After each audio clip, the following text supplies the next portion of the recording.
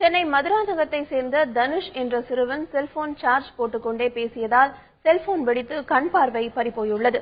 மதுராந்தகத்தை சேர்ந்த கூலி தொழிலாளி எட்டியப்பன் என்பவரது 9 வயது மகன் தனுஷ் செல்போனை சார்ஜ் போட்டுக்கொண்டு பேசிய பொழுது அது பயங்கர சப்தத்துடன் வெடித்தது.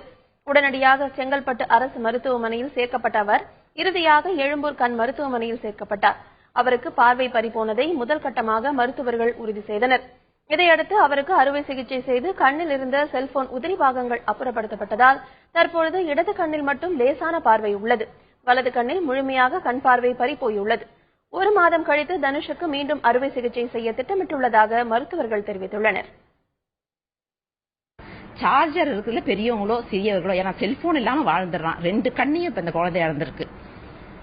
அது ஒரு விழிப்புணர்வுக்காக தான் நாங்க இதை காமிக்கிறோம். அந்த கேஸ் இந்த மாதிரி நிறைய கஷ்டமான கேஸுங்களை கண் மருத்துவமனை ஹேண்டில் பண்ணாலும் இது இந்த கடினத்தோட ஒரு விழிப்புணர்வு மக்களுக்கு ஏற்படுத்தணும். குழந்தைங்க சார்ஜர்ல இருக்கும் போது செல்போனோ எந்த ஒரு பொருளையும் சுவிட்ச் ஆஃப் பண்ணிட்டு தான் எடுக்கணும். இது பெரியவங்களுக்கும், ஏன்னா பெரியவங்க கூட நம்ம என்ன பண்ணுவோம், வாட்ஸ்அப் மெசேஜ் ஆன்ல வச்சுட்டே பாக்குற பழக்கங்கள் இருக்கு.